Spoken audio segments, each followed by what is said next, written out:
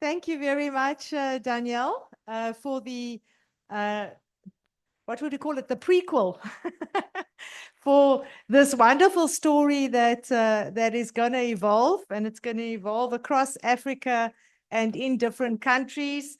And of course, we never talk about best practice, but we know whatever we are practicing and whatever learnings we have and are sharing will be still discussed in future and will go down and be considered perhaps one day as something which might be seen to be a very efficient, effective, and common practice.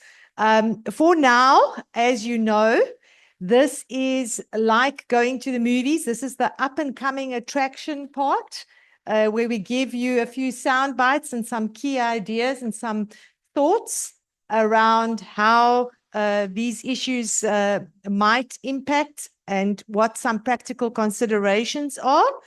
Our topic here is about why do we need facility autonomy? And if so, and how should it be achieved? With me, I am very honored to have an esteemed panel, as Danielle had indicated. We also have Helene online, I believe. But let me introduce those of us or those that are with us. Firstly, to introduce Cara. Cara is a professor of health systems economics, and she's also the Dean of the Faculty of Public Health and Policy at the London School of Hygiene and Tropical Medicine. She has a wealth of experience in health systems and has worked in many low and middle income countries.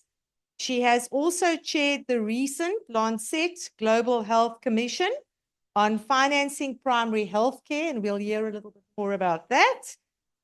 She is also an expert on strategic purchasing for improving health systems.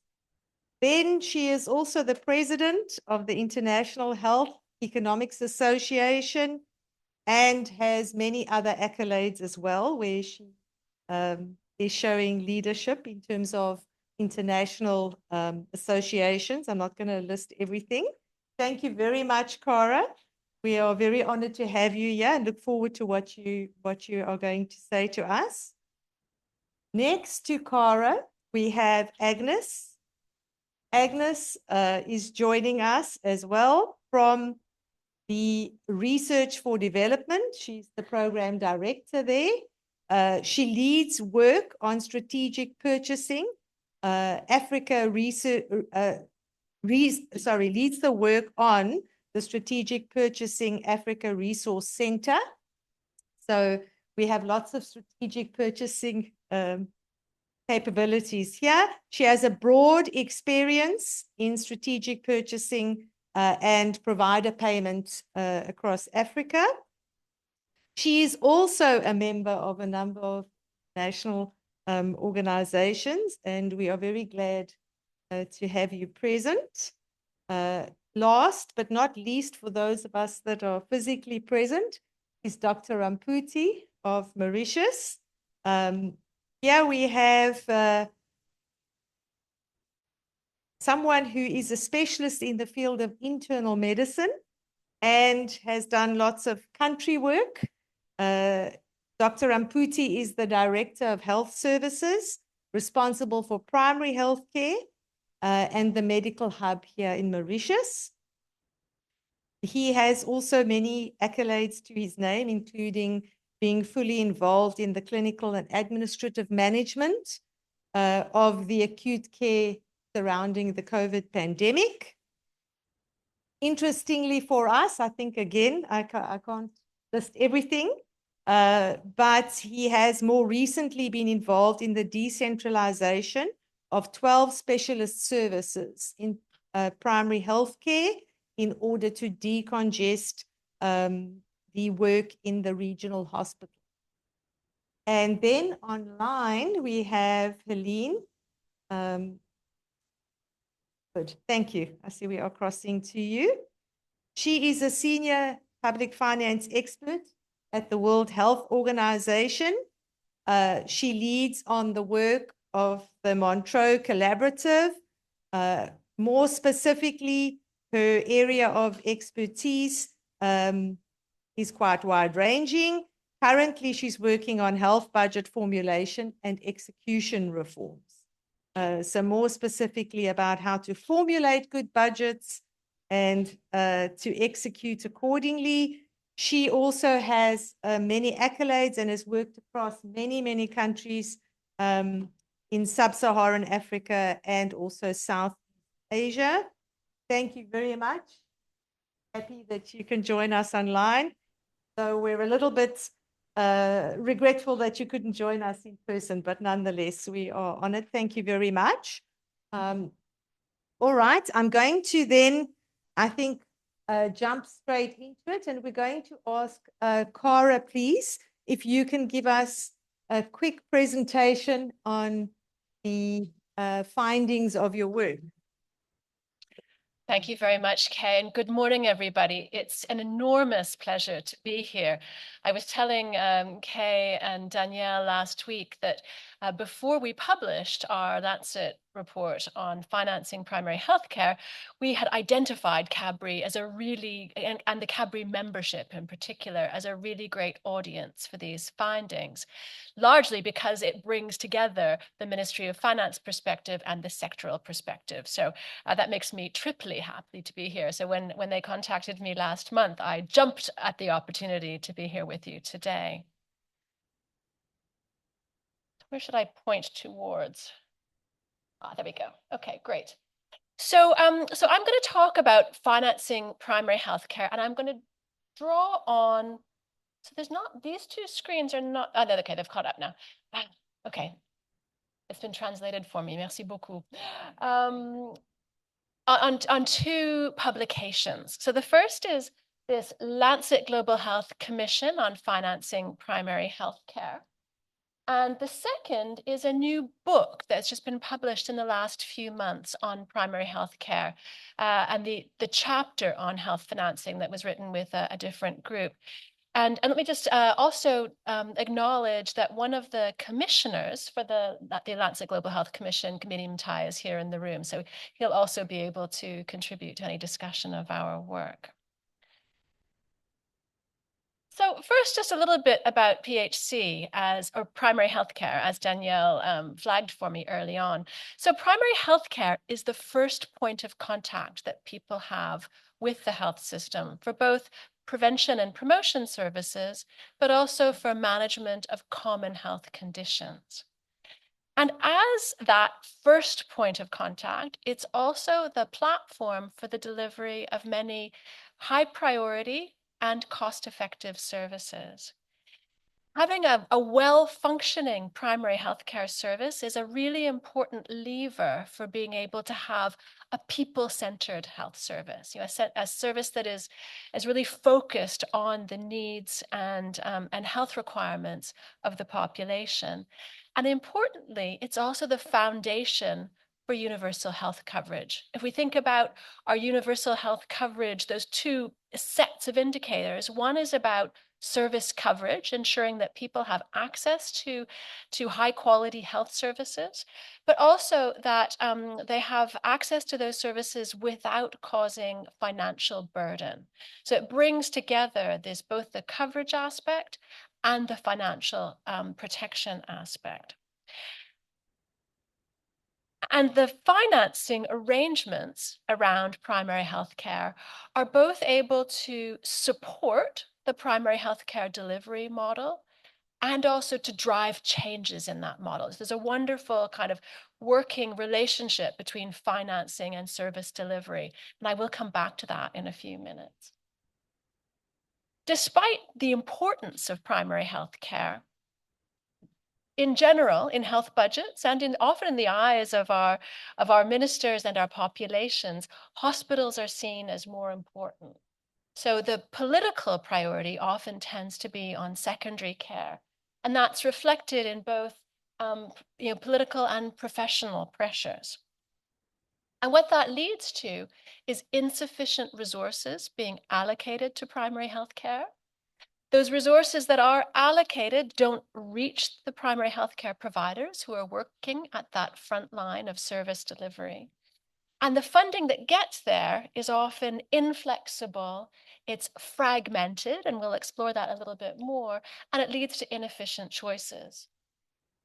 So the policy recommendations that I will come back to at the end really mirror these problems. So one, we have to find ways to allocate more to primary health care. We need to allocate those resources in an equitable way and make sure that they actually reach those frontline providers. And then we need to align funding flows, incentives, and I might add autonomy there to be able to ensure that those resources are spent efficiently. And all that together should lead to financing arrangements for primary health care that are also people-centered. So I'm just going to give you a few stylized facts that, that were really the foundation setting for our commission. So the first is that despite that importance, the case that's being made for primary health care, the allocation of government resources to primary health care is often really low. And in some ways, I'd say shockingly low. So these bar graphs look at the level of primary health care expenditure per capita in low, lower middle, and upper middle countries. And in low income countries and lower middle income countries at $3 per capita and $16 per capita, that is really far away from any kind of benchmark that we might have about what level of resourcing is needed for adequate PHC, which is somewhere between kind of $40 and $60. So even in lower middle income countries, that level of allocation is not being achieved. A second is that people are still paying significant amounts of money out of pocket for primary health care. So these, again, my bars here cover low, lower middle, and upper middle income countries. And those green bars show the share of primary health care spending that comes from out-of-pocket expenditure.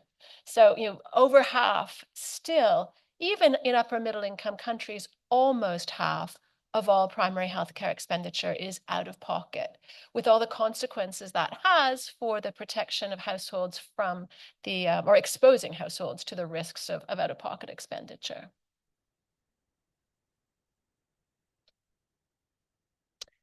Input-based budgets are still the most common means of paying providers for primary health care. That issue of provider payment is going to come up a little bit later in the program when Inka and others speak about that tomorrow. But you can see that around half of facilities in low-income countries are paid through input-based budgets only, that brown bar. And I'll come on to capitation in a moment, but sort of alternative ways of paying for primary health care are generally still very rare. This information comes from a survey of ministries of health that was done as part of our commission and asked what was the main means of paying for primary health care. On this topic that's the focus for this week, on provider autonomy, we also asked those ministries of health what sorts of decision-making freedoms do facilities have?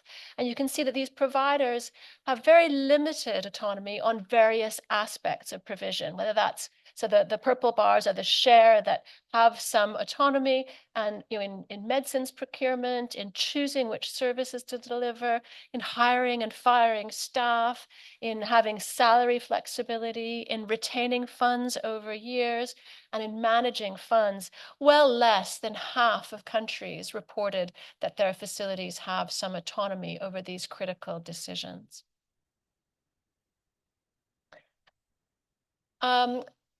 Another observation that we made was the very high level of fragmentation of primary health care financing. So these are kind of busy graphs, but if you can imagine that, so the horizontal sets are government funding, external funding, so development assistance for health, and private, which is mostly out-of-pocket funding. By different income groups. So the top left is low, lower middle, upper middle, and high income. So let's focus on the top half of this figure. And then we looked at the main kind of categories of health expenditure, whether that's prevention, outpatient care, so largely curative care, or medical goods, which is mostly medicines. And you can see that there's just a lot of fragmentation across by type of spending and source of spending. So and kind of distilling these patterns, we can see that in general, patients are paying for drugs, donors are paying for preventive services, and governments are paying for curative and outpatient services.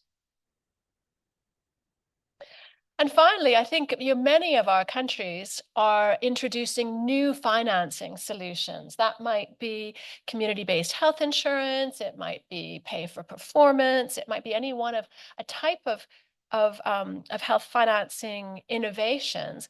But these can often exacerbate or make worse this fragmentation, particularly if they're not designed with a systems perspective. So they will end up covering a very narrow part of the benefit package. They'll have different contracting arrangements. They'll have a different form of provider payment, and they'll have a different set of performance monitoring arrangements and requirements. And that can make things worse if they're not carefully designed. And just to bring this to what this might feel like in practice. So we often, many of us who are in this room, see the system from the top. We have kind of a top-down view. And many people will see their financing channel and what it's doing. So each financing flow will be associated with a set of services, a group of patients that are targeted, a provider payment mechanism, a level of provider payment, and an accountability system. And it all looks very clear and rational to us from our own perspective. But if you're at the bottom of the system, if you're the health facility manager receiving all these flows of funding, you see multiple purchasers, you see this highly fragmented financing system where not enough of the money is actually reaching the facilities, and with an incoherence where signals are often conflicting and don't provide clear guidance to facility managers about what they should prioritize and how they should do that. And finally, so why do we care about government spending on primary health care? It's because it is really strongly associated with service coverage. So this is not a fancy bit of econometrics. It's just a scatter plot of the UHC coverage index on the vertical and the level of government spending on primary health care. And you can see two things here. One is that in general, there's that strong correlation. So countries that are spending more are getting higher coverage. But also, I wonder if I can make this work. I can. So at any given level of spending, let's call it that kind of $5 to $20 range that we're looking at in the sub-Saharan African region, that there's a huge variation in the level of coverage that's achieved. And as soon as we see that variation, it makes us think, well, what are countries doing differently? Why is it that some countries are getting a higher level of coverage for the same level of spending? So understanding that becomes a way to understand how financing arrangements can be improved, both to increase the level of spending, but also to make that spending more effective, to be able to increase service coverage. So what did we do in our report? And this report, we started work on this. I'll just tell you a bit of the background to it. We started work on it just as the COVID pandemic was shutting things down. So we had planned a 2-year program of work that had to have lots of face-to-face interaction amongst our very eminent set of commissioners. And in fact, we had to run the whole thing online. But we did publish the report in April 2022 after a fairly intensive period of collaborative online working. We shaped the report around the key health financing functions. We talked about revenue mobilization and pooling. We talked about allocating resources for PHC and provider payment. And then we also added to this the importance of the political economy context. And I will come back to that as well. And this is going to be the focus of this is the part of our report that is particularly salient to the discussions around facility autonomy and spending. So in order to allocate more resources to PHC and to spend those effectively, we looked at parts of that budget cycle, in particular budget formulation and budget execution. We also talked about service delivery, and that might be a little bit counterintuitive. Think, well, doesn't financing lead to, move into service delivery? But we arrived at the view that service delivery arrangements themselves can be an important way of pulling resources to primary healthcare.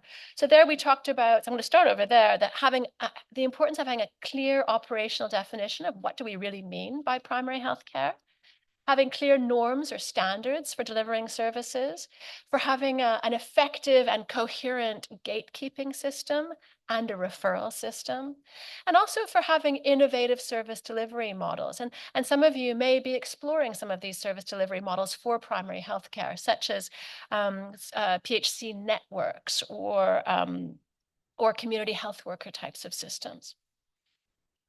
I think probably most relevant to the discussion here is the budget formulation and budget execution.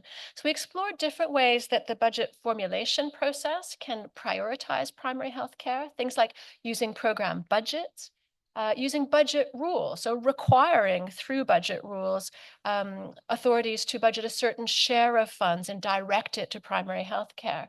Or to have conditional grants, to say that if decentralized authorities allocate enough money to primary health care, that might be matched through conditional funding centrally. So a whole set of kind of interesting budget formulation tools. We also talked about budget execution and how budget execution can ensure that the resources reach the primary health care level. So thinking about the use of resource allocation formula that can provide equitable allocations across geographies. The use of provider payment systems, and we'll come back to that, as a means of executing budgets that direct and push resources to primary health care. Of different forms of contracting systems, but also we looked specifically at direct facility funding, which goes hand in hand with facility autonomy. Direct facility funding, as Danielle said, is no good without the autonomy required to execute it well. And also thinking about how the benefit package is specified. And we looked across many countries and found examples of really kind of good practice in terms of these budget execution and service delivery structures that could help to increase funding for primary health care. I think a couple of other things that are important here. One is that you have to adopt a whole range of policy mechanisms, right? Not just one on its own, but a whole set. A second is that in decentralized systems, you often need more tools because it's harder for national policy priorities like increasing spending on primary health care to be translated into local government decision-making. And finally, that the public financial management arrangements around this are very important because it's really hard to identify and track policy commitments if the PHC infrastructure isn't visible in national budgets. The second area we looked at was provider payment. So as many of you will know, there are different ways of paying providers. You can pay using input-based budgets and line item budgets. We can pay using fee for service. We can pay through a mechanism that's particularly good called capitation, where facilities receive a fixed amount for each person that they are responsible for. That might be through an enrollment system or through a catchment area system. And then they use those funds to deliver all the services people need over a period of time. And there's also various pay for performance mechanisms as well. The Commission came to the view that capitation was a particularly attractive way of financing primary health care. That's because we also felt that it was the most people-centered approach because it's based on an equal amount per person. So it has that principle of equity at the heart of it. It can be adjusted for differences in population health need using adjusted capitation systems. It's also a mechanism that prioritizes promotion and prevention. So it really takes a PHC approach, but also it gives providers a stable and predictable income. They know at the beginning of the year what their income is going to be. And that's an important element of being able to manage those services, those resources well through service delivery. So we really felt that capitation puts people at the center, but as any of you who have studied health financing will know, all provider payment systems have problems. capitation also has its own problems. And so the most kind of sophisticated way of using capitation is in a blended system where it's combined with other provider mechanisms. And this is just, I think, quite a nice example from Estonia, which very early after the fall of the Soviet Union completely reconstructed its primary healthcare system to create a kind of a family medicine-based system. And from the beginning, they introduced capitation alongside other provider payment mechanisms. So those two graphs, one is at the very beginning in 2003, and the other is a more recent update. That green bar is the capitation share of total. So early on, you can see that capitation was about 3/4 of the entire income that was received by facilities. But they also had a basic allowance, which provided some infrastructure.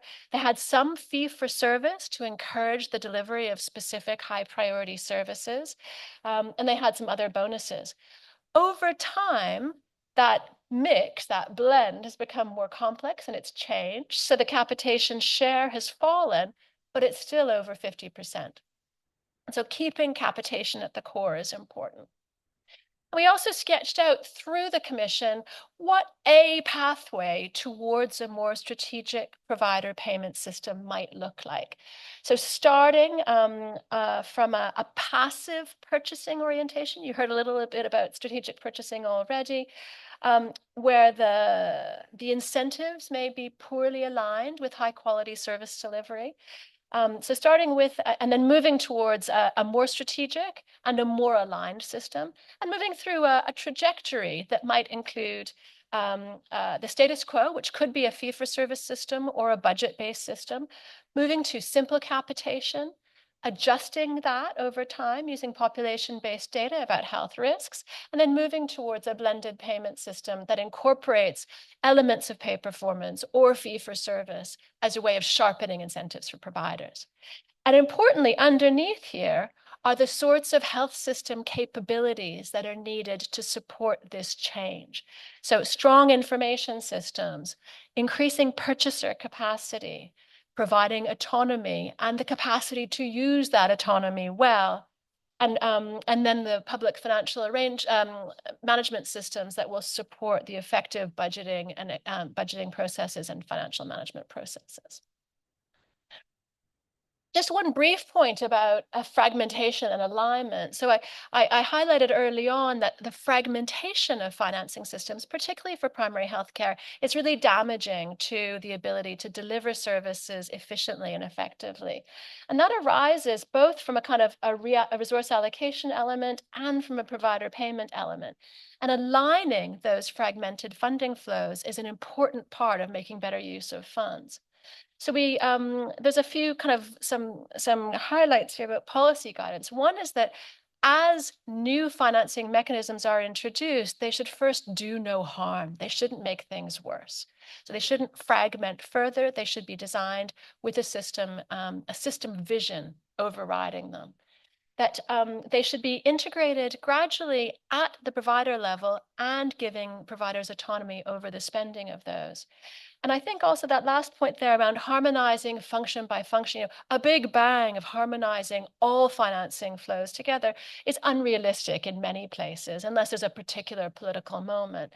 But it can be done gradually by first looking at benefit packages, or looking at the contracting and provider repayment system, or looking at harmonizing reporting and monitoring to build in gradual harmonization and alignment over time.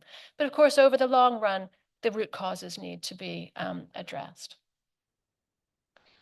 I won't dwell on this because I'm short of time now, but we also looked at some of the political economy issues. And I think what's interesting is we often think about politics as being a constraint to change. But of course, politics can be an opportunity for change as well. So thinking about a couple of things. One is having your reforms all ready and having discussed them so that when that particular political opportunity opens, that we're ready to run. But also thinking when we have technical reforms, thinking about the politics behind them. Who are the interest groups? Who's going to win? Who's going to lose? How can those political interests be managed so that we can really drive forward change in health financing systems? So this is my last content slide. So the Commission concluded with 4 main recommendations across the primary healthcare financing system. The first was that public resources should form the core of primary healthcare funding. There is scope for other sources of funding, but the public financing should be at the core. The second is that pooled funds should first cover primary healthcare. Many countries have introduced insurance schemes that focus on the hospital level first, but that still leaves patients and households exposed to those financial risks attached to primary healthcare. So start from primary healthcare and gradually move up rather than the other way around. They should also include essential medicines. It's now very clear that, that out-of-pocket payments for drugs is a primary driver, both of out-of-pocket payments, but also of financial catastrophe. That resources need to be allocated in ways that, that preserve equity and that also are protected until they reach frontline providers. And that provider payment should be through capitation, ideally blended, but with capitation at the core. And moving towards a capitation-based primary healthcare payment system is a solid way to achieve a people-centered financing system. So let me just finally acknowledge our commissioners and the team. And the Commission report is on the Lancet Global Health website. It's open access, but there are also a whole bunch of other resources and briefing notes available through our Commission website on the London School of Hygiene project page. Thank you very much.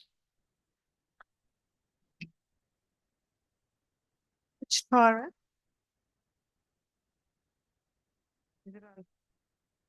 Thank you very much. I'm going to move very swiftly into the Q&A, also mindful of time. So we're going to go as briefly as possible, which is quite a tall order, I think, to our panelists to try and give meaningful answers in a very short time. But we do have a few more days to distill this topic. So first of all, to Dr. Ramputi, Mauritius has prioritized public health care and has boosted universal health care coverage. It has an index of 66, which is significantly higher than sub-Saharan African average of 44. What elements, in terms of what the Lancet Commission's approach was outlined as, has been observed to contribute to your successes? And then which of the Commission's recommendations do you think Mauritius needs to consider going forward? Thank you, Kay. Good morning, everybody. I'm Dr. Ramputi from Mauritius. Welcome you to Mauritius, a small island. Before I answer the question, I would like to give you a small background of the health system in Mauritius and how the whole thing functions, so that my answer will be more appropriate in the context. Mauritius is a small state developing island with a 1.2 million population. The health services it's free at delivery point. And at the moment, primary healthcare is delivered through 143 service points with 3 levels of care. We have the community centers, we have the area health centers, and the mediclinics. Our service points are within 3 kilometers from the required population needs. And on an average, we have 9,000 people for each service point. Okay, so let me come back to your answer now. Mauritius has reached a 66 UHC index. Yes, we have gone through, but we are still behind South Africa and Seychelles. So we have to do a lot more to beat that. At least in the sub-Saharan, we wish to be on the top number 1. Okay, I think Madam Dr. K. Sarah, yeah? Sarah, yeah. Okay, she mentioned something very lucidly, and that is political commitment. I think you said that in the very instance. Since 1968, when we had our independence, subsequent government all through had really, after the Alma Ata 1978, they engage in this development of primary healthcare from the very outset. So it has been a political commitment through and through, realizing that this is the best and the most cost-efficient way of delivering services. Unfortunately, over time, as you rightly mentioned, in Mauritius, 80% of our budget goes to curative care, and only barely 10-20% goes to primary care. It's just like instead of catching a snake by the neck, you're catching a snake by the tail, right? This is the way I think most countries sort of put their investment in the curative segment rather than the primary care. So I think one of the key elements was the political commitment through and through. And this is how over years we have built so many infrastructure. And I think as far as infrastructure in primary care is concerned, we are almost optimally having it. Now, the next question is how we can learn or improve on it. I think on the infrastructure and the financial component, as Ministry of Health is capitation-based central government. So it's almost free service at point. So we don't have this billing or other element coming in. So it's not really sort of taxing patient and things like that. But nevertheless, Mauritian culture is said that they have a choice to go to private and public. So they have a lack of confidence. Over years, these services, of course, was rudimentary over the last 20, 30 years, 30, we are independent. And we have really built the primary care structure now to a point to say that we are happy about it. But yet, 70% of people still continue to go to the curative end. It's only 30% is utilizing the primary care. And this is where the whole hassle is. We're investing more in the curative, and as you rightly mentioned, if you want to be really cost efficient in healthcare, it has to be primary care, right? So last 2 years that I'm in the ministry, I'm working at this. This is where we are trying to shift this balance and trying to focus for people to have a gating mechanism, as you rightly mentioned, that we need to have people going to the primary care and things like this.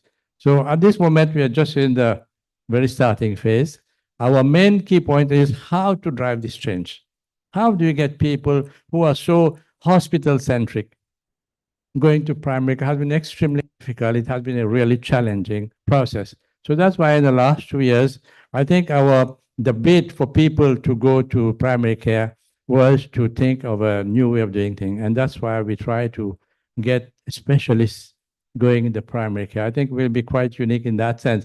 Many people, when we started that concept, they were not agreeable because most specialists are hospital-centric. They don't want to go to primary care. Mauritius being a small island, barely 3 kilometers, and around the hospital, everything is so close. So I think this is a way we are working for. It's really challenging to convince the specialists going down the primary care. But I think slowly over the last 2 years, we have done good, significant stride on it. Thank you. Thank you very much. And I think we are hearing there that commitment and paying attention are very important to paying attention to the details and to having a plan. I'm going to ask my next question to Agnes. In terms of having financial facility autonomy, what problems do we expect to be addressed by this? Or else, what would be the problem with having a lack of autonomy, or what would we compromise? And then also, if you may, could you give us your view on some of the preconditions and co-requisites that need to be in place for effective direct facility financing? Thanks. Thank you for the question. And thanks to Kara for that wonderful framing, because this is all the things I have to say. And just to say that the issues that you already identified in Mauritius, I think are common to many of the countries in Africa. The issue of most of the resources flowing to hospitals, so more hospital-centric curative services. The populations preferring to go to the hospitals as opposed to primary healthcare. And because people are rational, there's a reason why they do that. They feel that it might be quicker, quality might be better, I'll be able to get the medicines that I need. and just to circumvent having to go to the primary care provider where they might meet someone who is of a lower cadre, and in a hospital, I'll get, a top clinician. And so there's certain reasons why they do avoid primary care. But why is primary care important? And I think we need to just go back to basic principles. And you already mentioned the alma mater, that if you look at spending, we automatically think that we need to provide hospital care, because when someone needs a hospital, it's likely to be an expensive visit. But if you look at primary care spending, it's likely to be more frequent, right? And small amounts that add up over time. And primary care really can be that first place where you provide cost-effective interventions, right? At the lowest cost, because not everything has to be managed at the hospital. And we don't have to crowd out our accident and emergency departments at the hospital, whereas coughs, colds, influenzas can be managed at the primary care level. So it's a shift of how we manage our health facilities, how our consumers or our populations perceive those services, and being able to start at the most cost-effective level. And so looking at why it is avoided, primary care is avoided, is probably because in many of our countries, and some of us might relate to this, primary care is underfunded. Primary care is likely to be having stockouts of medicines. You might not be able to get the diagnostics that are needed there. They don't have the medical supplies to be able to do, simple malaria testing, for example, or a blood count. They're not enabled to be able to deliver those services that they're supposed to at that level. And so, naturally, communities will then avoid it. And so when talk about direct facility financing, what we're trying to do is get resources to the primary care level, right? Enable them to do simple things like being able to buy the consumables that they need, the medicines that they need, hiring a casual, for example, to clean the health facility or to help them with record keeping, maybe a part-time nurse to give them surge capacity when they have many patients, being able to go to communities to carry out outreach for vaccinations. So being able to operationalize and get services closer to the people. And so direct facility financing aims to get these small resources. We're not talking about a lot of money in many countries, just about $200, maybe $500 per facility, but it allows them to carry out some procurements of medical commodities, operational costs. So those small recurrent running expenses, whereas larger items such as their salaries might still be paid centrally, but being able to enable them to receive some resources, whether they're getting these through a pooled mechanism that has government budget funds or donor funds, reducing the fragmentation of the resources and how they flow, as Kara mentioned.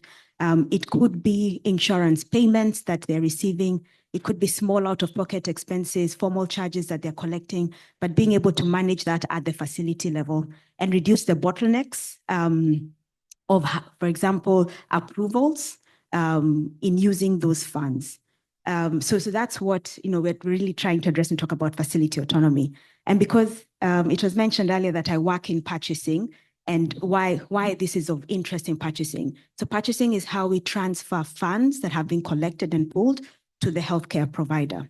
And then, so if funds are getting to the healthcare provider, we must then enable them to be able to use these funds, right? And why is this important? Because we want them to be able to provide high quality care, to respond to the incentives that we're providing through the provider payment mechanisms, to be able to get the services where they're needed. And of course, the final outcome is better health of the population. And so you might ask, for those countries that have direct facility financing, what are the things that they try and put in place to improve the ability of providers to manage these resources? And so we'll talk about financial autonomy, being able to use the resource, plan, budget, execute, use the funds and account for them. And so when we talk about autonomy, it's not black or white, yes, no. And I think there'll be a session where we'll be talking about the gradients, how countries have structured this. But what is common when you look at countries? So one, because primary care units are not, in some countries are not recognized in the chart of accounts, that's usually the first step, being able to recognize them in the chart of accounts as spending units, so they're able to receive these public resources. They might be recognized directly or under the local government. The second thing is building, even before talking about capacity, having clear financial management protocols and guidelines, including procurement rules that they're supposed to use, so that they know what I'm able to, what I'm expected to get, how am I going to use those funds, how am I expected to account for them. Then the next is building their financial capacity. So clinicians in the room might tell us that they were never trained in financial management. I know I wasn't in medical school. And so we don't know how to budget, plan, and use these resources. It's something we learn on the job. So many countries noting this begin by training them in financial management, what is expected, how can you allocate based on the needs in the community, what are the rules in terms of reallocating across the environments, and how to account. They might supplement this financial management capacity by supporting them with an accountant who might be shared across health facilities, but helping them show up, because there are, financial management capacity might take time. And so an accountant that they can share across a group of primary care facilities might help them with the budgeting, planning, and accounting processes. The other step will be having very clear rules for the providers, but also noting what are your oversight structures. So for example, some countries set up facility management committees, and these are governance structures that are then used to engage communities. The communities are brought in so that as facilities are budgeting and planning, the community. I don't know if this.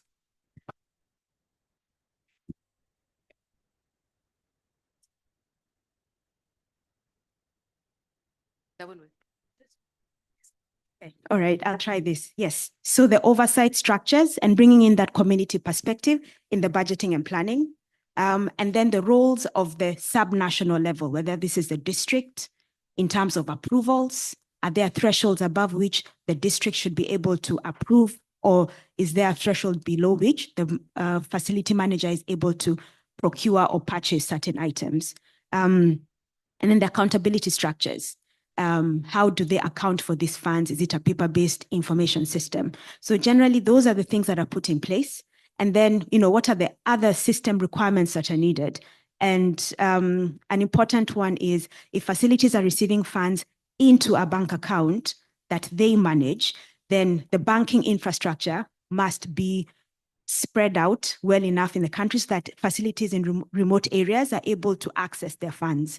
There have been developments in terms of internet banking, mobile banking to help to facilitate this. But really, I'll give an example I've had in another country because where the facilities are located, there's no bank nearby, then that limits the ability to actually use the funds, because it takes a very long time to travel to get their funds and be able to get the paperwork done and get the funds and use them for the other needs in the facility. And then the last is just the infrastructure in terms of information systems. Are you automating this, or are they paper-based? So what are they going to use the IFMIS, for example? Are they looped into it, or is it a parallel structure? So thinking through those information systems that they're going to use for the budgeting, the planning, and also the accounting of these health funds. So just in terms of what I've had other countries doing. Thanks. Okay. Thank you so much, Agnes. I think you've given us the broad menu of what are really building blocks, and it was warming my heart as a public finance management practitioner to hear a medical expert talk like that about PFM, but I'm sure it was for the wrong reason that my heart was warmed. I'm going to ask Aline to save me though.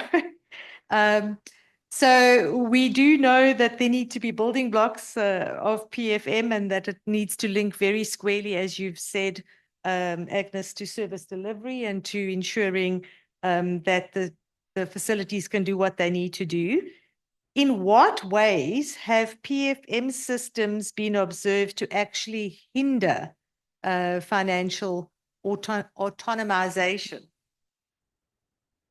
Okay, thanks a lot, Kay. And Really good morning to everyone. It's really an honor to be part of this panel and part of this important event. Really a pleasure, and sorry for being remotely connected, but I'm fully on board with the discussion this morning. So to address the question, I think Agnès has already covered quite a lot, but I'm very happy to reinforce some of the points that have been made earlier. So yeah, what we've been observing in countries or across countries through the WHO PFM work is that indeed, in most countries, basic public financial management principles, rules, practices, they do often conflict with the key requirements for PHC provider autonomy. And we've seen that in several countries, and for a few reasons. And I would like to just reinforce a few aspects. First of all, as Agnès said, this point about recognition as a spending unit. PHC provider autonomy requires recognizing facilities as spending units, right? This is a critical point. This is a critical aspect to enable the transfer of funding to the facilities. However, as we know, most charts of accounts do not categorize or do not incorporate PHC facilities as spending units or as cost centers. They are not visible in the budget, if you wish. So this is obviously the first significant obstacle for transferring funding, right, to the facilities. So first reason, this idea of recognizing spending unit, which is not the case in most PFM system and in most budget formulation. Second aspect, facility bank accounts. Autonomy requires facilities to have their own bank accounts. And again, it's really very simple to understand, even from a finance perspective. If you want facilities to have access to cash, so then they can be allowed and be enabled to make some purchases, to purchase goods, or to just buy what they need to deliver services. They do need to have access to cash, so they do need to have a bank account. And we know that this principle often conflicts with the idea and the concept of a single treasury account, which is a concept that is applied in most countries of the continent. So second condition that is often not met in most PFM systems, this idea of facility bank accounts. Third, flexibility in resource allocation and in resource use. Autonomy requires flexibility in resource allocation and resource utilization. However, as I think Cara mentioned it in her very good presentation, we know that line item budgeting, which is really a common practice in most low and middle income countries of the region at least. So the way the budget is formulated by line items and the fact that basically money follows those rules really restrict the ability to do reallocation across various items. You have a very rigid budget formulation. You have to spend for those predefined items, and you don't have sufficient flexibility to do reallocation between those different items. So there is no flexibility to then cover the operational costs as the needs evolve, as the services evolve. So there is not this margin of maneuver for most facilities at the primary care level. So third reason why PFM systems are not really aligned with the requirement for PHC provider autonomy is this idea of the level of flexibility in resource allocation and resource utilization.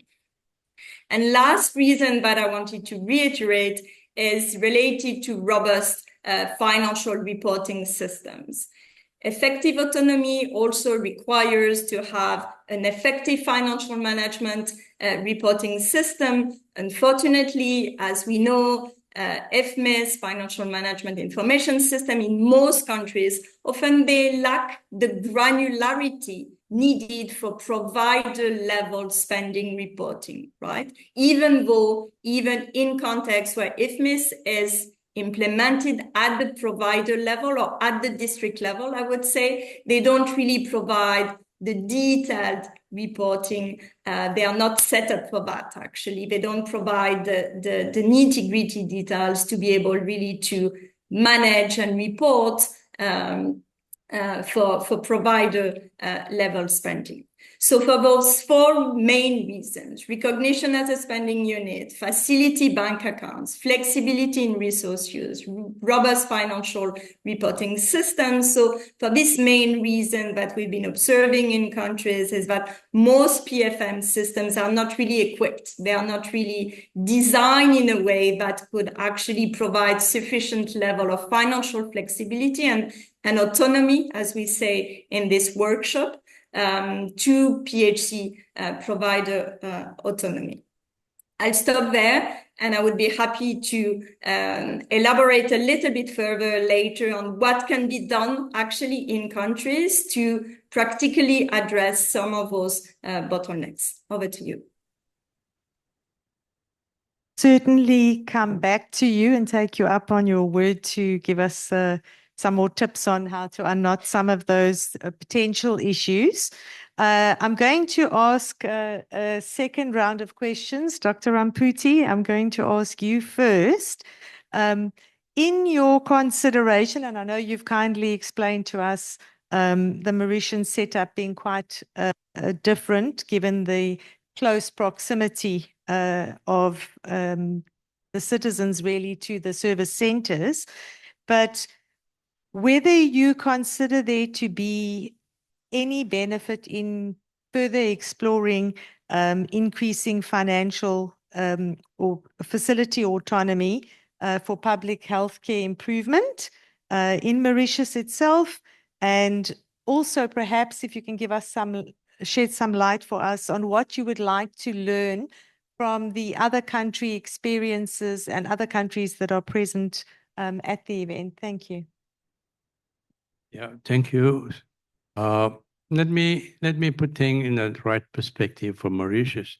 I think we rightly mentioned earlier that many different countries have different stages of progress in the course of service delivery. And Mauritius has, to some extent, has reached quite a level of investment and structure which is satisfactory for us as of now today. So you mentioned there are two things. Invest more, invest better. I think you use this term. I will use this term in a different way of saying it. We have more money for health and more health for money. All right, for the money that we invest. So that's the same thing, but saying it differently. We, on the first component, invest more for health. How much to invest, what is our requirement, is very difficult to guess and to put a markup sort of, okay, we need this much. The more you spend, it's always be there. But I think our main point as of today, what I see is how to get more health for the money we have invested, right? And this is where the whole issue starts. How to get people to use primary care? What are the reasons why they're not using it? All those services free. Our quality of service, I won't say it's excellent, but it's quite good from what I see. And yet people, 30% of our population is going to the private sector. And in looking at the budget that we spend for Mauritius is 17 billion is for public health and 17 billion is for private sector. And the private sector service only 30% of the population. You see, why people are shifting from the public service, which is free, and why they're into private. So I think there's a question of personalized service. I feel this is where we need to sort of think how we can make our service better. So invest better. That's I mean, our service has to be better, more personalized, more up to date, and so that it is customer satisfied. Probably this is where we should be learning from all others, as our colleague also rightly mentioned. Government spending 80% of the budget in the curative sector. It's look more glamorous to go to the big hospital with all the facilities, X-ray, CT scan, MRI. So it's all in the mind of people. But so there are two components here. How do we change the mindset of people to use, especially for chronic care? Chronic care is regular care. And it does not require all the facilities that it for that, especially Africa is going through all the progress from infectious to non-infectious. Now they're going to NCD. It's going through that phase. So there are a lot of chronic care patients. And this cannot be managed at hospital level. It has to be done at the doorstep, right? So how do we change that mindset of people to use primary care? And I think it's not only the people mindset, it's our mindset as well. The service provider, the conceptualizer of the service, they also need to change what are we doing wrong so that people get to be more attracted, and what we need to invest where in those PSC to get people down there. So I think this is a mindset change across the level. It is just for Mauritius, it's not only the money element here. It's not the financial. We have reached to a certain level, as I said. So how do we get better from here? This is what I need to learn from all of you, and maybe somebody can shed light. I think the issue is across all Africa, the same thing. Thank you. Thank you very much. I think you've reminded us that not everything is a money problem. Also, a lot of it is a management problem. And the lessons that we want to learn is how to manage this better. So I want to ask Agnes another question. What reasonable arguments can be made against increasing autonomy and direct facility financing? And maybe more specifically by subnational authorities or any other stakeholders within the health sector or community more broadly? Thanks, Kay. And I'll share some insights from work we did on the Joint Learning Network for Universal Health Coverage. So listening to them and hearing their perspectives. So some insights we got were concerns first about the financial management capacity at this level, right? This is not their core business. They're supposed to deliver health services. And so are we distracting them from the core business of service delivery by adding this role of financial management? And so that was one of the key things that we had from these subnational actors. And another, of course, was just concerns of if they don't have the financial management skills, then if we send money to them, will they be able to use the funds as expected, adhere to PFM guidelines and rules and accountability arrangements? Are we asking too much of them?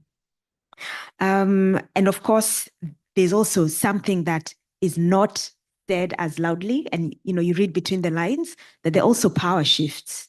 That when you send these funds to the health facility, these funds were previously held by a budget holder, whether that was at the district or subnational level or somewhere the Ministry of Health, and you're transferring those funds. With funds goes prestige, goes with authority. And so there are those change management political issues happening between these bureaucrats and how to manage that change.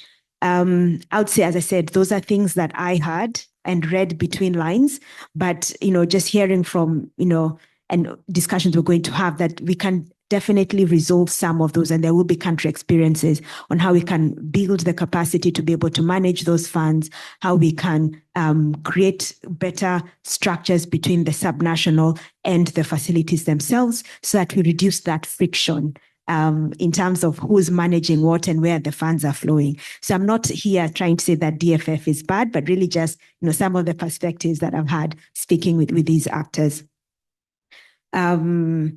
Yeah, just to be brief and to the point. Thank you very much. I think lots to ponder upon in terms of what you have raised, and I think change management again coming in as we were left off on we need to manage, and it's not only about the money, and it is also about managing the change and what that means.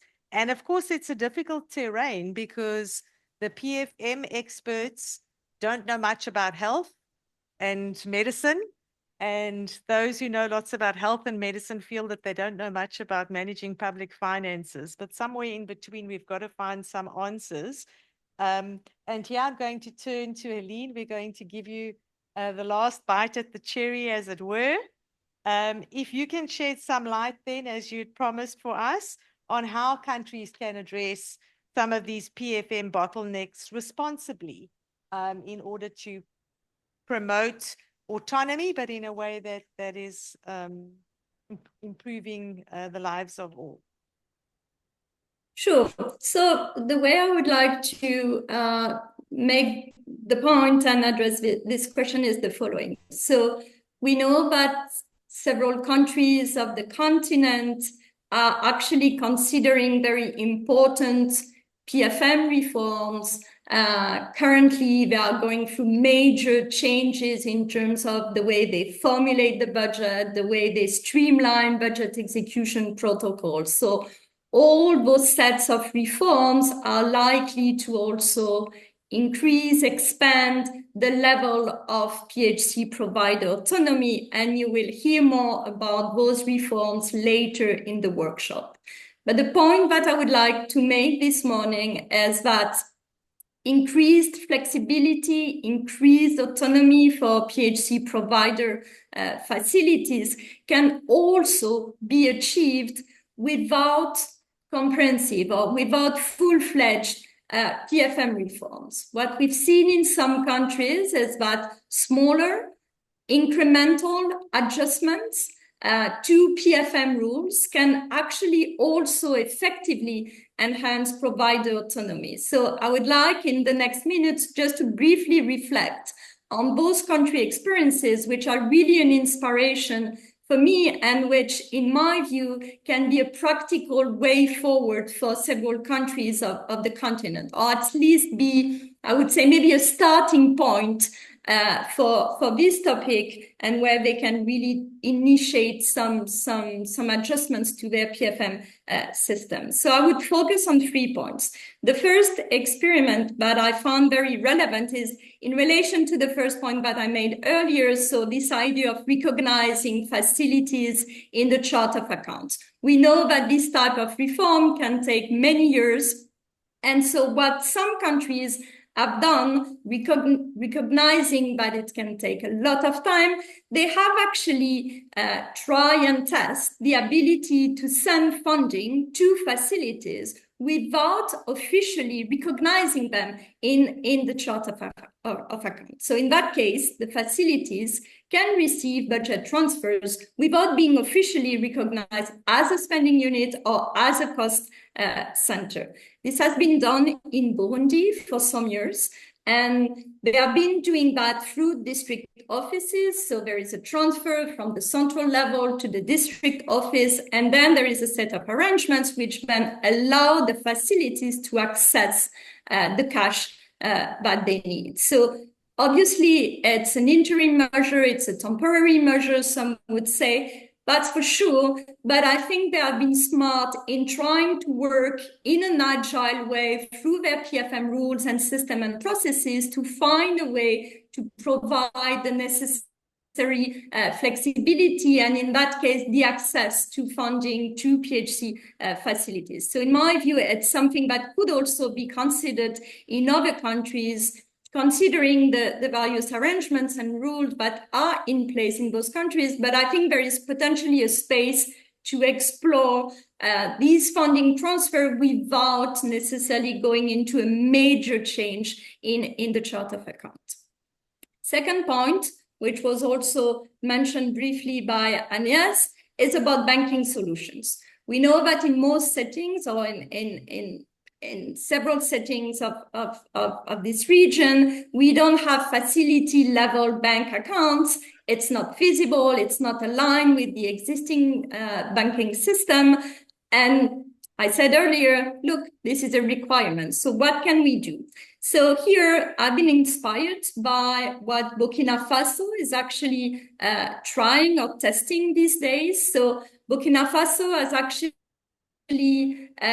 initiated a cash voucher system, if I translate it in from French to English. So basically they transfer money to the districts, okay? But then they do allow PHC facilities to have a check, which is basically funding available for the facilities. So there is no bank accounts in each and every village, but the money is earmarked in a district office bank account, and then each facility is allowed to withdraw the funding for the particular use of their operational costs for each and every facility. Cash vouchers, check, mobile money are certainly viable alternative when there is no full-fledged banking system in a country. So in my view, it provides some hope, some practical options to ensure financial transactions and efficient and are smooth. And again, my point here is that, okay, we don't have the banking architecture, so it should not be an excuse for not providing more flexibility to PHC autonomy. We should try and find some possible options and work with the existing system that we have. The third point is related to reporting systems. We mentioned earlier that financial management information systems are sometimes not available, sometimes not suitable actually to report on provider level spending. This is absolutely true. So in that case, shall we wait for another 20 years to have a really comprehensive and well-implemented FMIS? I don't think so. I think, as Agnès mentioned, complementary reporting systems can actually be developed to report on provider level spending. I'm not speaking about developing completely parallel reporting systems. I think we are here to agree that it should not be the way forward. But having a small system that is actually connected to IFMIS. So this question of interoperability is obviously central. So a small system that can help to report and account on provider level spending, which is then connected and very well aligned with the rules and the arrangements and the processes for IFMIS. I think this is a practical option that can also be suitable for the contracts where IFMIS is not necessarily fully implemented up to the provider level. Tanzania is, I think, a good experience, a good practice, I wanted to say. In this respect, I know that we will hear more about this experience, but I think this is really one of the critical aspects that can help us work with existing PFM systems and rules and while making sure that we have the necessary level of accountability. Last point that I want to make is that obviously those adjustments can be implemented at the subnational level through quite simple legal processes. I've observed that in Burkina Faso, they took a decree. So going through decrees or through similar processes, while actually broader revisions of the PFM regulatory framework are being implemented at the national level. I think those two things can be worked out in parallel. Obviously, collaboration between health, finance, and subnational authorities is really essential for the success of these processes. And we need to make sure both sectors, as Kay said, are aware that they do understand the requirements for providing more flexibility and more autonomy to PHC providers. This is really a key area where there is a joint responsibility between finance and health. So we should really work together to overcome any financial management challenges and really effectively enhance together PHC provider autonomy. For me, it's a joint goal and should really be perceived as a joint goal and a joint achievement between health, finance, and even more broadly with subnational authorities. I'll stop here. Thanks a lot again.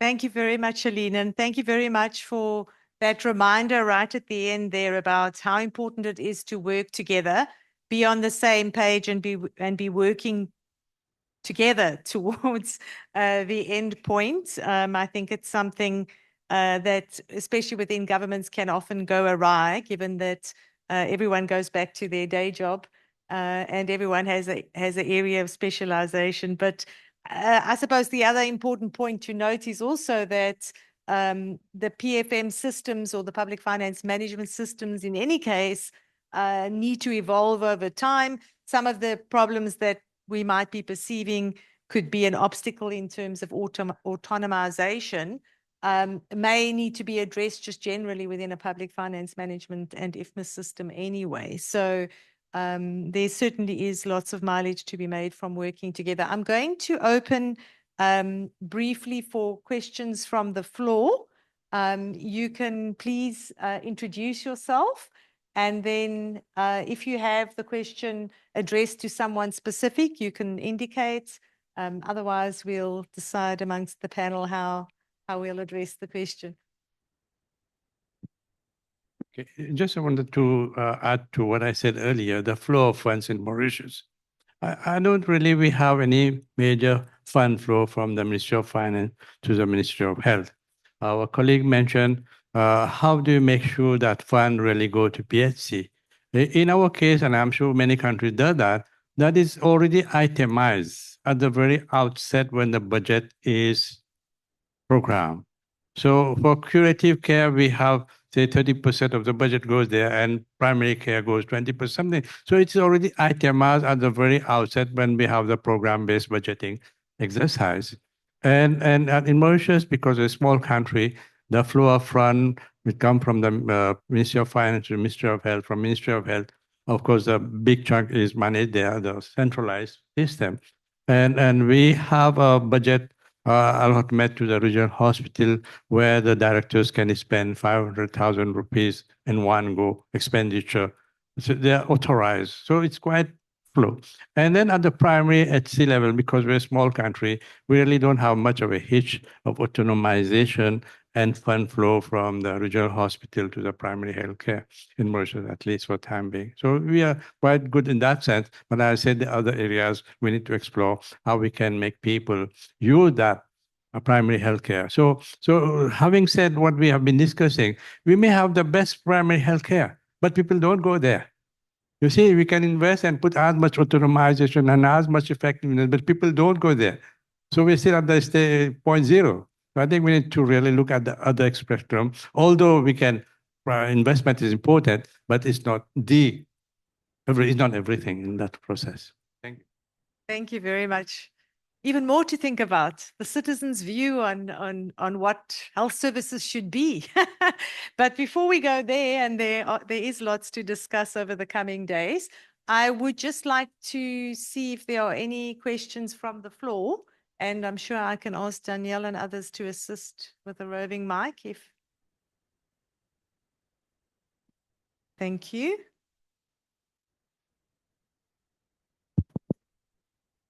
Ooh. Alors, merci. Moi, je suis Dr Conté Fodé-Badra. Je suis de la Guinée. Pardon.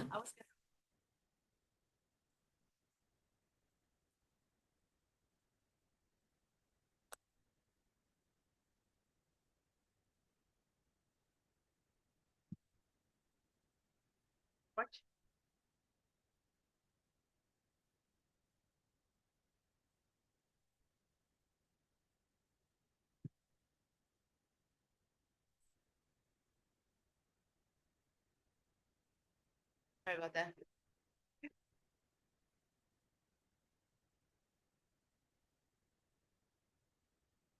Ça va?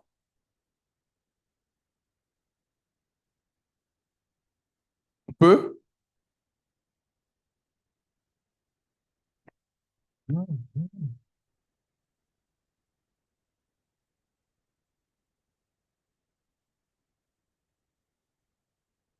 C'est bon?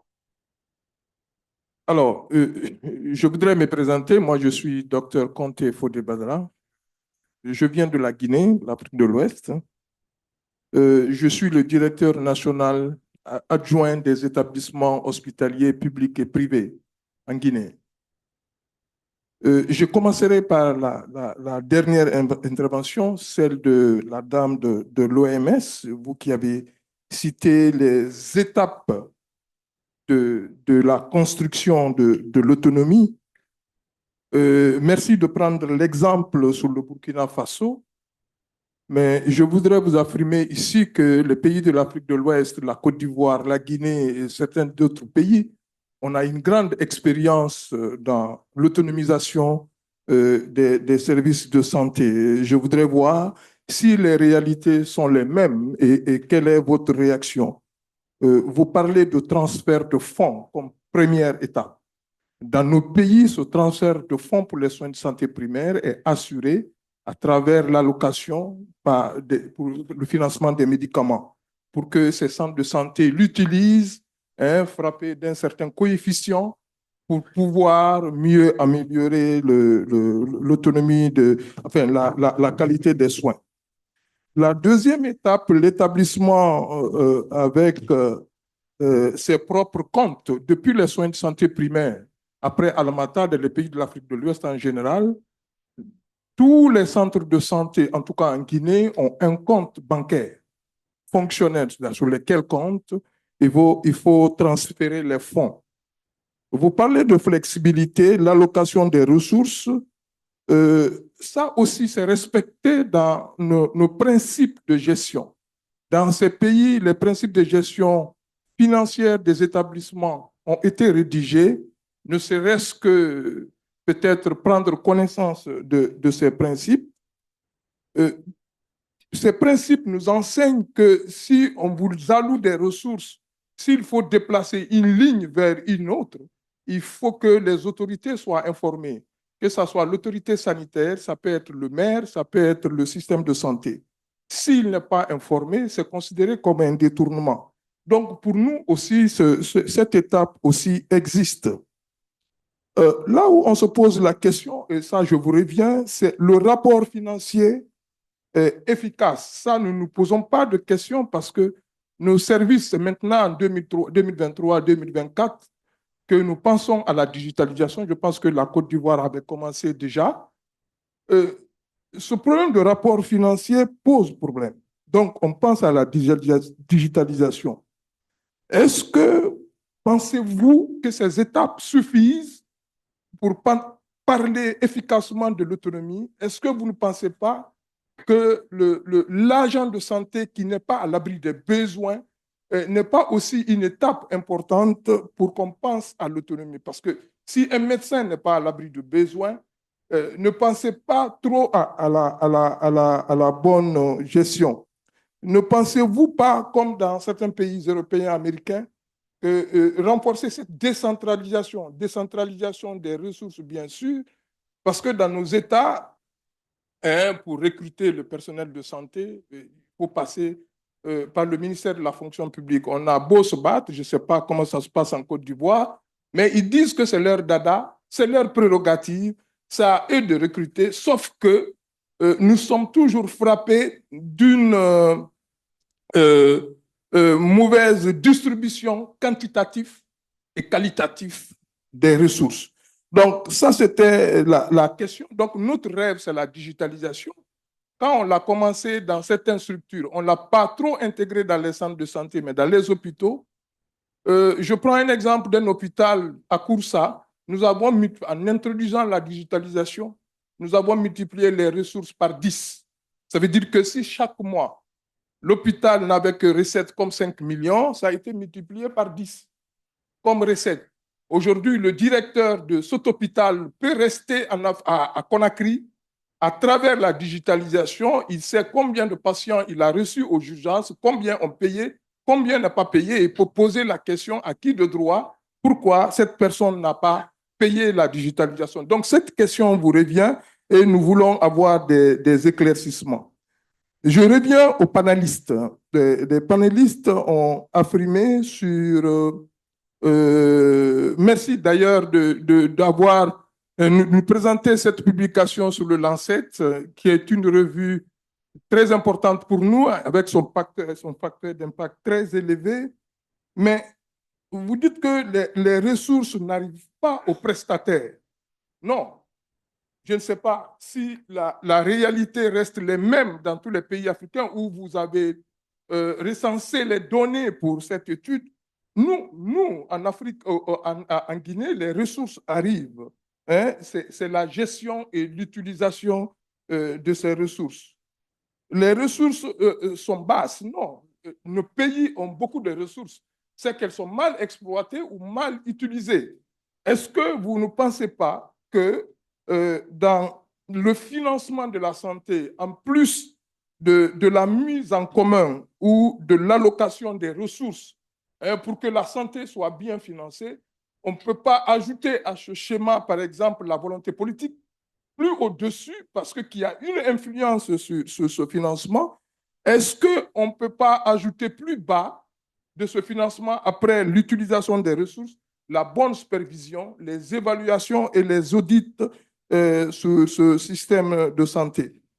Alors, l'autre panéliste, s'il vous plaît, l'autre panéliste qui, l'autonomie ne veut pas dire se permettre de tout. Vous avez, il y a parmi les panélistes, que pensez-vous de l'utilisation du paquet minimum d'activité? Nous pensons que l'autonomie dépend de l'utilisation de ce paquet. Dans nos pays africains, en Afrique de l'Ouest, on a des documents du paquet minimum d'activité pour chaque structure organisée de façon pyramidale. Ce qui doit être utilisé ou les services qui doivent être achetés au niveau de centres de santé, comme l'autre panéliste l'a dit, la population n'utilise pas ces centres de santé pour pouvoir augmenter les ressources. Donc, les gens ont tendance à quitter les centres de santé pour aller plus haut, utiliser les hôpitaux, ce qui fait que la problématique d'autonomie pose problème. Qu'en pensez-vous? Je crois que je vais m'arrêter là pour laisser la place à d'autres personnes pour d'autres questions. Je vous remercie.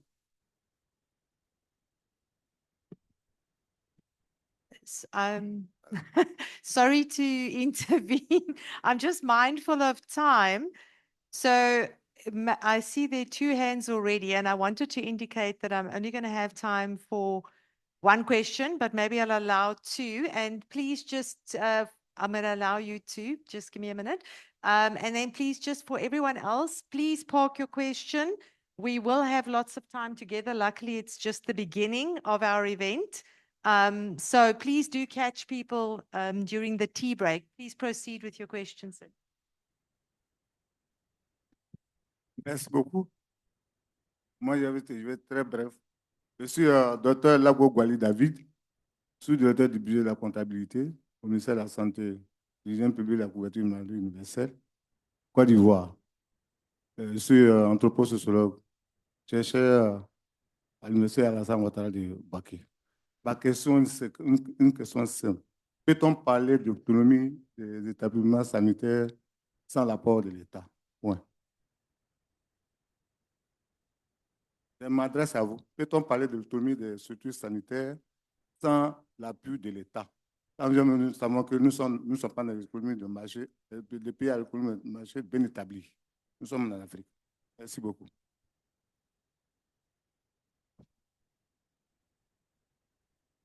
Merci beaucoup. Moi, je suis Alpha Ibrahim Bari. Je suis directeur général adjoint des services sociaux de base du ministère de l'administration du territoire en charge des collectivités de la République de Guinée. J'ai 3 petites questions. La première, vous avez parlé de budget. Je crois que quand on parle de soins de santé primaire, c'est les soins les plus proches des populations. Et au niveau de ces soins de santé primaire, et vous parlez des hôpitaux nationaux et des décisions gouvernementales. Est-ce que dans l'étude, vous n'avez pas fait cas de la responsabilité ou de la participation des collectivités locales, des élus locaux, dans cette autonomie de gestion financière des soins de santé primaires? Deuxièmement, le paiement des prestataires de services. Et chez nous, il y a le niveau de l'administration centrale et les collectivités locales. Et les collectivités locales ont un budget. Et ici, on ne parle que de l'autonomie des soins de santé au niveau national. L'autonomie financière des collectivités locales a à son annexe le budget de la collectivité qui vient parce que la collectivité prend en charge certaines rubriques de santé dans leur budget. Près de 20%. Donc, est-ce que dans l'étude, vous avez tenu compte de l'apport des collectivités locales dans la prise en compte des activités de santé? En dernière position, c'est les recommandations. Au niveau des recommandations, est-ce que l'étude a pris soin de tenir compte de la responsabilisation des collectivités dans l'exercice des activités de santé? Parce que l'État met certains fonctionnaires à la disposition des collectivités et les collectivités elles-mêmes recrutent certains prestataires qui sont par exemple les RECO et les ASC, les agents de santé communautaire et les relais communautaires. Est-ce que vous prenez en compte ce personnel-là qui n'est pas du personnel de l'État? Je vous remercie.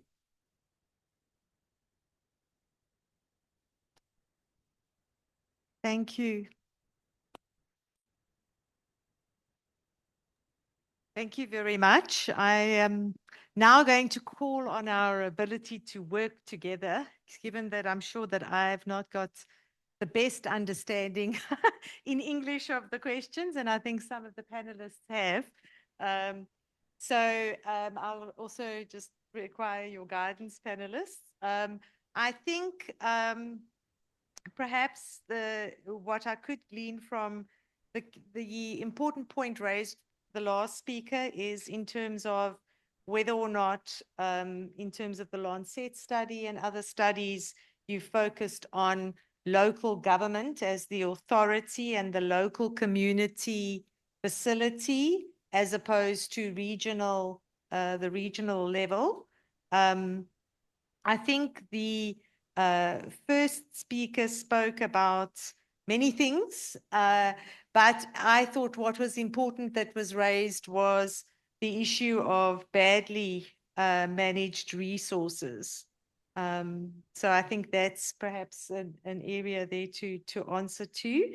And then in terms of the payment for service, we had a very pointed question from the second speaker asking, is this going to happen if we don't have the political will for this? And I think in fairness to Cara, we had cut her presentation short just as she was going to come to some of the political constraints. So I'm sure she'll give us a short answer here, and others will also give insights quickly. But certainly there'll be robust conversations at the coffee breaks. I think maybe, should I start this side? Yeah, I'll answer to the last speaker question. Primary healthcare will not work. Even the best primary care will not work unless you have community engagement. So we need to have community engagement to understand the value of primary care, right? So without that, and this is my experience over last year that I'm working in primary care, even we have the best, still people are going elsewhere. So community engagement, this is where we are focusing now. We are going to build community leaders around the primary care so that they understand their need, we understand their need, and they understand our requirement. And that's a way to bridge the gap of how to make value for money for primary healthcare. That's my personal view, and I think this is a way all of us, probably one of the answers to solve this problem. Thank you. Thank you very much. Can I hand over to Agnes and Cara? So thank you for all those reflections, and I hope that you'll appreciate that these the recommendations of the Commission are very high level and very aggregate, and so to understand more about the way that systems work in practice does require going into detail. And I think those issues about the role of local government, of decentralized authorities, it's really critical because those systems are very well structured. But that autonomy that exists at the local government level also allows local priorities to come into play in all those useful ways, but in also those ways that make it harder to track centrally what's actually happening. So certainly issues around well-structured relationships and the use of some of these same allocation tools to prioritize primary health care is very important. I just want to come back also that the speaker from Côte d'Ivoire who said, is it possible to have autonomy without central government support? I think it's really important that autonomy in this context does not mean financial autonomy in the sense of the responsibility to raise and retain own resources. We're talking about the ability of facilities to manage the resources that are made available to them through all of the different parts of the financing system. So absolutely, it's not possible to have a PHC system that is dependent on its own locally collected resources. that central government support is critical, whether that comes through budgets that are allocated in different ways, or whether it also comes, I imagine, in the lowest income countries from development assistance and external assistance, that financial support and the availability of resources at the PHC level is absolutely critical, because you can't have a system that is entirely reliant on locally managed resources, even if there's lots of autonomy over their management. So j'espère que c'est bien compris. Cette autonomie, c'est pas seulement au niveau de la génération, the generation, the resource generation. It's really about the control over allocation and about control over financial use of those resources. I wonder if I could also just come back to Dr. Rampati's first comment about spending more and spending better. I was very grateful to him for pulling out our mantra, which is that we want to both spend more and spend better. I think it's also really important to recognize the interdependence of those. One way to spend more is to spend better, right? Whenever I am involved in conversations with ministries of finance about how can we actually spend more on primary health care, how can we get more money for that part of the sector, they say, show me that you're using the money well in the first place. Once you're using the money well, then we can talk about having more. And I think that's where we come to this point about, well, what does using money well mean? It means using money in ways that are responsive to the needs and the ambitions of the population, back to that responsive system, but also that we're using it to deliver cost-effective services and that budgets are being fully executed. And the question, I think, for this group to discuss and debate over the coming days is, what is the role of financial autonomy in ensuring those things, right? To be able to make services that are responsive to the population, to ensure that the interventions are cost effective and that budgets are fully executed. And then what is the route towards using PFM arrangements to enable that autonomy? Hand over to Agnes if she wants to add, do you?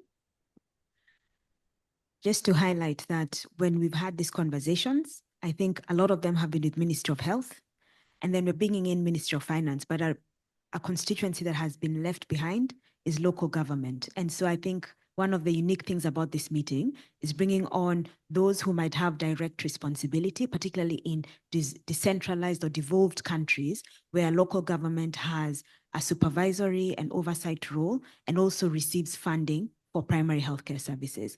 And so just in the spirit of collaborative learning, that we're looking forward to listening more about some of these experiences, particularly in Guinea and Cote d'Ivoire, so we can widen our evidence base, because we do note that sometimes it is limited to our linguistic strengths. So more Anglophone as opposed to Francophone. So just to say that I'm going to be looking for you to understand better, and I'll come with an interpreter. Thank you.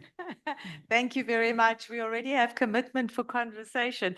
I am very mindful of time, and so I'm going to press forward. I want to actually give Helene a last opportunity to respond. Is it possible to provide feedback in French? So just to make sure that also the Francophone colleagues who ask the question really understand the messages here. Is it okay?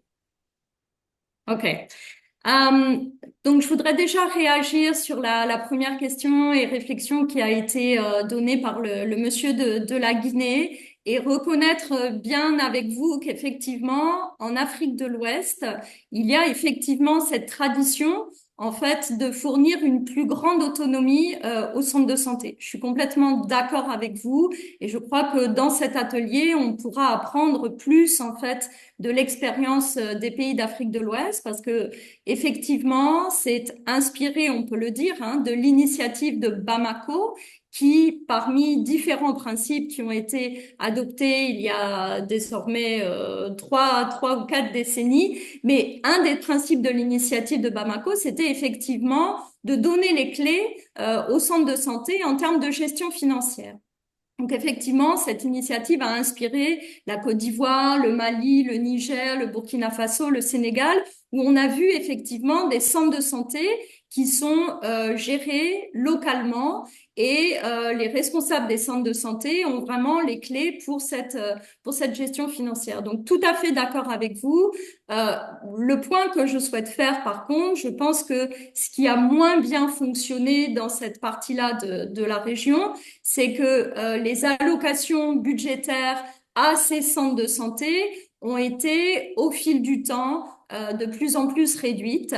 Dans la plupart des pays, il peut y avoir des exceptions, mais au global, quand on regarde les données, aujourd'hui, les centres de santé reçoivent peu de cash. Donc, la raison pour laquelle j'ai mentionné l'expérience du Burkina Faso, c'est que, à mon avis, le Burkina Faso a vraiment initié un changement significatif du fait qu'il a triplé en fait les allocations, donc multipliées par 3, les allocations vers les centres de soins de santé primaire dans le cadre de la politique de gratuité des soins. Donc, il a augmenté. Donc, comme disait Cara, c'est plus de dépenses, plus d'allocations, d'accord? Mais il a aussi ajusté tous les mécanismes de la gestion des finances publiques pour faire en sorte que les centres de santé aient accès au financement avec des chèques et ensuite qu'ils puissent utiliser ce financement pour acheter des médicaments, peut-être recruter du personnel additionnel, donc vraiment faire en sorte que ce financement additionnel couvre vraiment les besoins des services tels qu'ils évoluent au fur et à mesure du temps. Donc, c'est pour ça que je disais que pour moi, au Burkina Faso, c'est vraiment une réforme inspirante de ce point de vue-là. Ils ont géré à l'intérieur de leur système de gestion des finances publiques avec des petits ajustements et aujourd'hui, on voit des résultats vraiment intéressants. Vous avez soulevé un point sur la digitalisation. Bien entendu, je suis d'accord avec vous. Après, c'est toujours mon point de vue.